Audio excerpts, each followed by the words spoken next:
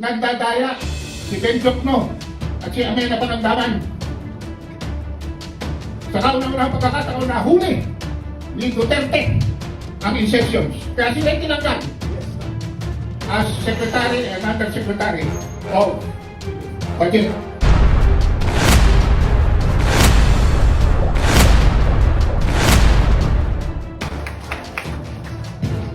Tatlong kontra po ang didiscusin ko sumandali. Una, kontra korupsyon. Wala na, kinuna na ang land bank, sabi ni Kong-Jing, DDT, SSS, GSIS, PDIC, ano pa ba? Lahat na yata ng ahensya. No? Pati yung ODA, lahat po ng pondo na galing abroad for infrastructure projects, dinivert na nila sa flood control. At dahil dito, wala tayong productivity. So, first quarter, 2.8 ang ating GDP, Gross Domestic Product. At ang projected sa end of 2028 ay 3% lamang. Wow, bagsak. Ito po ay mas mababa pa kaysa nung taon ng pandemic. Mababa pa po kaysa nung nakakulong tayong lahat sa COVID-19 at pinakamababa since 2009.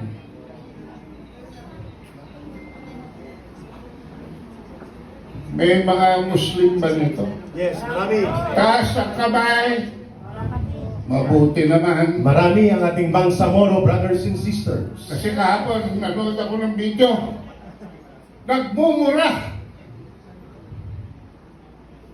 Nagmumura si Anton Lagdameo. Dahil siya'y sinipak sa anumang katungkulan sa barn. Tama. Alam niyo ba mga kabansang Muslim, noong 2019, na-discover ni Congressman ang daya na nagdadaya si Ben Jokno at si Amena Panagdaman.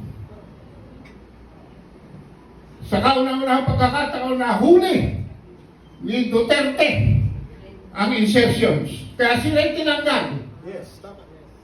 as Secretary and Undersecretary of DBS. Budget.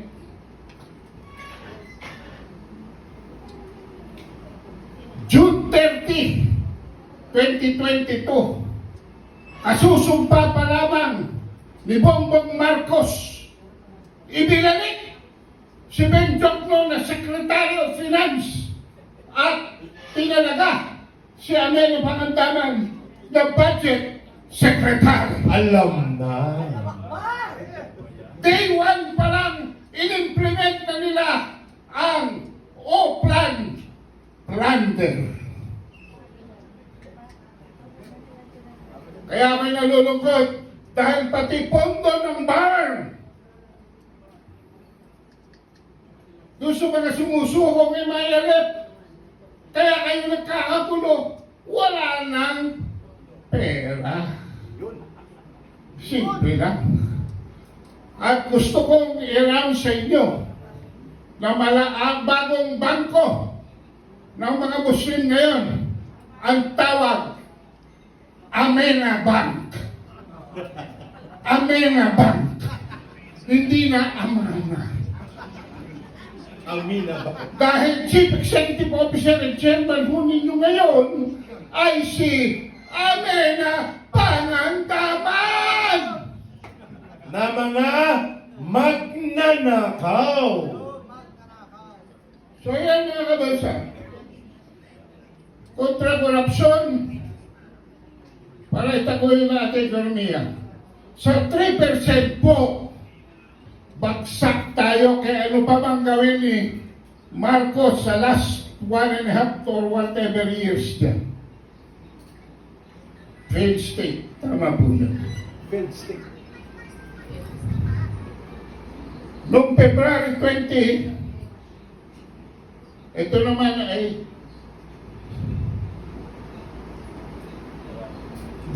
napansin po ng mga Chinese Coast Guard na tinatakpan ng Philippine Marines ang BRP Sierra Madre para itago ang construction going on. Ito po ay isang paglabag sa provisional agreement na itinatapos ng bakbakan dyan kung saan ang isang sundalo natin ay naputulan ng daliri noong 2004. So yung agreement nung panahon ni Erat, panahon ni Gloria, panahon ni Noynoy, panahon ni Duterte, sa routine resupply, na tinanggal ni Marcos noong February 2023 at ibinalik bago magtapos sa 2024 ay nabasag ng muli. Kaya nagpadala ng dalawang maliit na bangka para kunan ng litrato. Anong ginawa? Habang sila kumukuha ng litrato, pinagbabagbo sila ng sagwan. Yan po ay pilit na itinatago ng ating Department of National Defense under Secretary Giba Chuduro. Giba talaga. Gibang-giba na. Giba. Dahil ang pangalawa ko pong topic ay kontragera. Kontragera.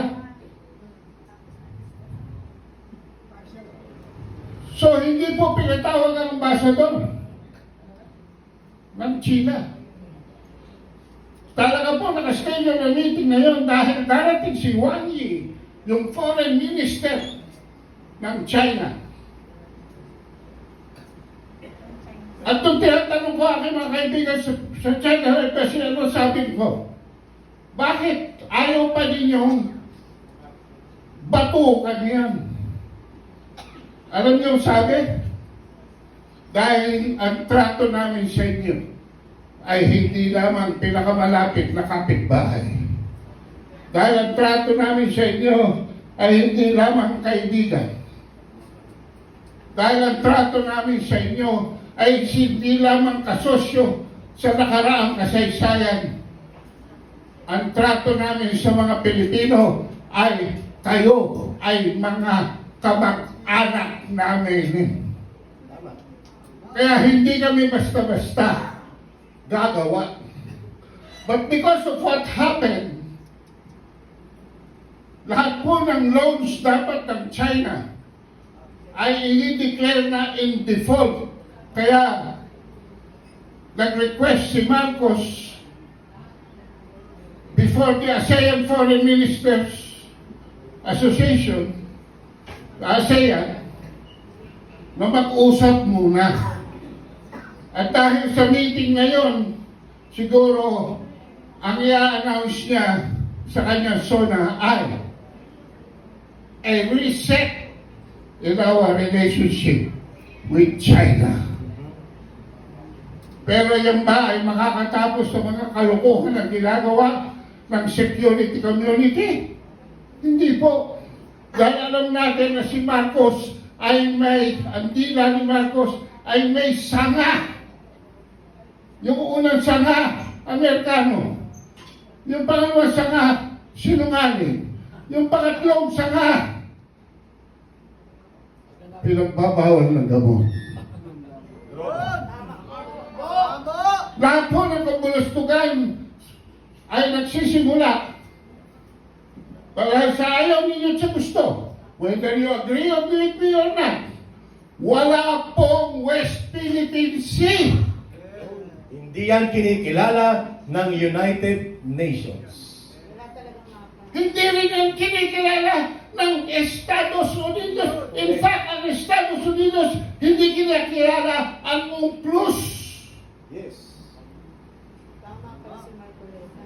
Tama. Meron po tayong exclusive economic zone sa silangan ng Pilipinas. Dinagdagan pa ng extended continental shelf. A total of 200 plus 150 nautical miles.